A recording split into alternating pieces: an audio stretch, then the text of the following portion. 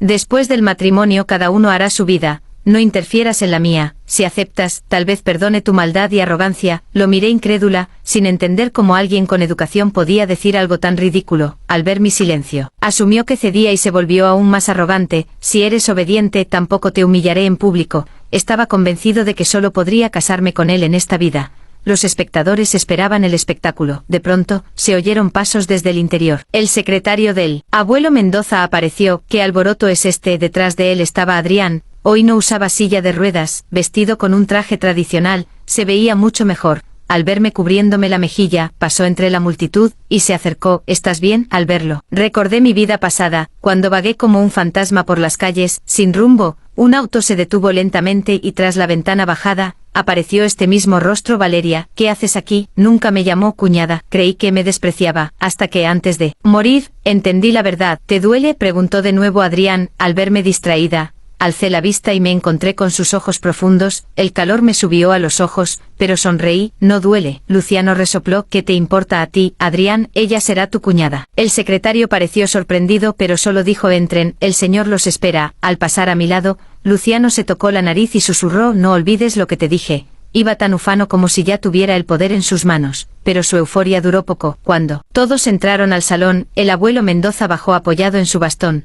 Subió al pequeño estrado preparado y griega. Aunque canoso irradiaba energía, tomó mi mano y anunció con una sonrisa, hoy es un día especial, voy a anunciar algo importante. Valeria ya cumplió 20 años. Según el acuerdo con su abuelo, elegirá a uno de mis nietos como esposo. Tras el matrimonio, les cederé el 80% de mis bienes personales. El abuelo Mendoza era un magnate cuya fortuna era un enigma. Incluso el 20% o 30% de sus activos superaba lo que muchos jamás acumularían en vidas enteras. Los presentes no pudieron ocultar su envidia. Ahora, llamemos al escenario a los jóvenes para formalizar este compromiso. Luciano se enderezó, hinchado de orgullo, y dio un paso adelante, pero el abuelo lo detuvo con un gesto y en cambio miró hacia Adrián. Vestido de etiqueta, bajo la luz, Adrián se veía esbelto y distinguido, lejos de su antigua imagen enfermiza, con un ramo de flores en las manos. Se acercó al estrado. Valeria, ¿estás lista? Adrián se paró a mi lado, y el aroma suave de su colonia, un perfume de sándalo y bergamota,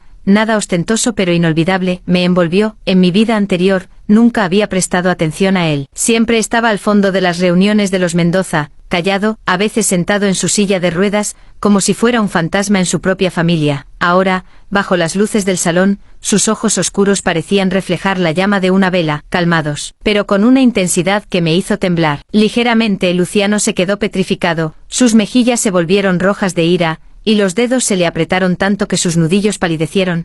¿Qué está pasando? Gritó, avanzando un paso hacia el abuelo. Abuelo, esto es un error. Todos sabemos que Valeria ha estado obsesionada conmigo durante años. Ella dijo que solo me quería a mí. ¿Por qué está Adrián aquí? ¿Acaso no es él el que está paralítico, el que no puede ni caminar sin ayuda? Los hermanos de Luciano se unieron a su queja, murmurando entre dientes. Sí, abuelo, Luciano tiene razón.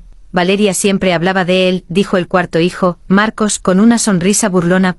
¿No es cierto, Valeria? Otra vez estás jugando con los sentimientos de todos. Sofía, que estaba detrás de Luciano, bajó la cabeza, pero pude ver el ligero movimiento de sus labios. Estaba sonriendo, seguro que pensaba que todo era una broma, que al final el abuelo cambiaría de opinión y elegiría a Luciano. En mi vida anterior, ella siempre había contado con que el destino se inclinara a su favor.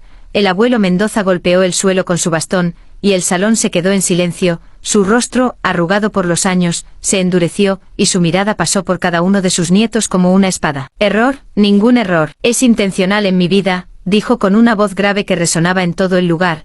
Adrián no está paralítico. Esa fue una mentira que ustedes mismos propagaron, porque temían que él compitiera por el liderazgo de la familia. ¿Recuerdan el accidente de hace 2 años? Adrián se rompió la pierna, pero se recuperó completamente hace meses. Solo mantuvo la fachada de enfermo para ver quiénes eran sus verdaderos enemigos en esta casa. Todos los presentes quedaron boquiabiertos. Los hermanos de Adrián miraron entre sí asustados, incluso Luciano pareció perder la capacidad de hablar, sus labios se movían, pero no salía ni un sonido. El abuelo tomó la mano de Adrián y la puso sobre la mía.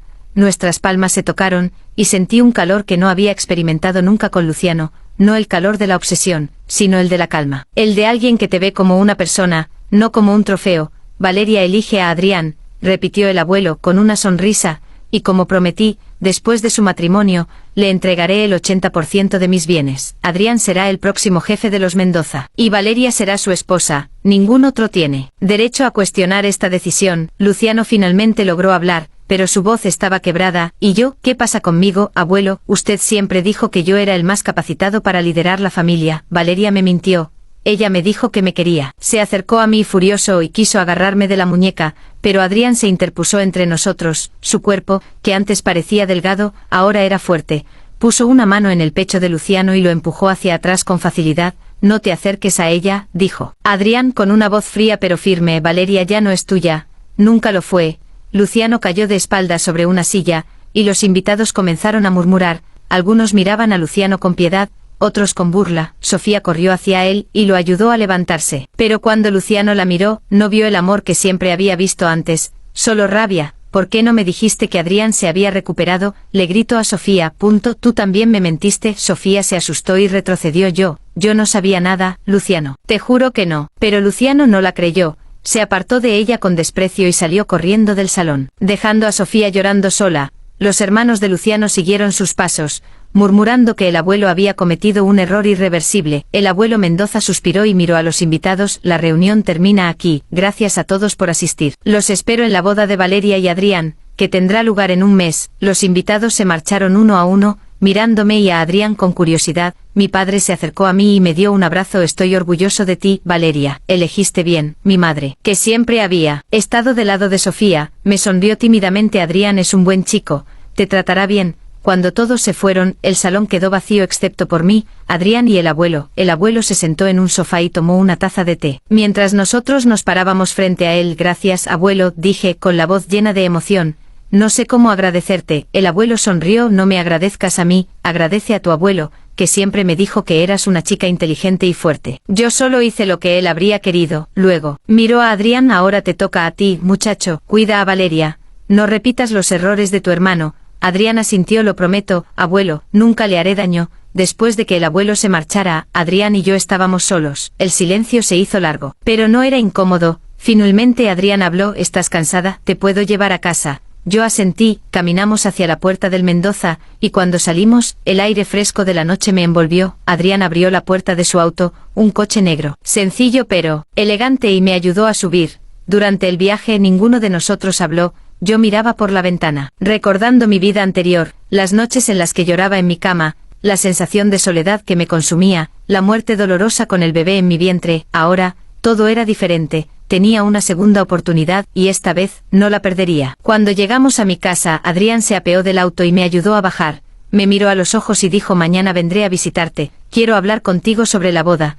Yo sonreí de acuerdo. Él se acercó un poco y por un momento pensé que me besaría. Pero se detuvo y dijo: descansa, mañana hablamos. Luego se subió al auto y se marchó. Yo entré en mi casa, y cuando subí a mi habitación, me miré en el espejo. Mi mejilla aún dolía un poco por la bofetada de Luciano, pero no sentía rabia, solo alivio. Por primera vez en mucho tiempo me sentía libre. Capítulo 6.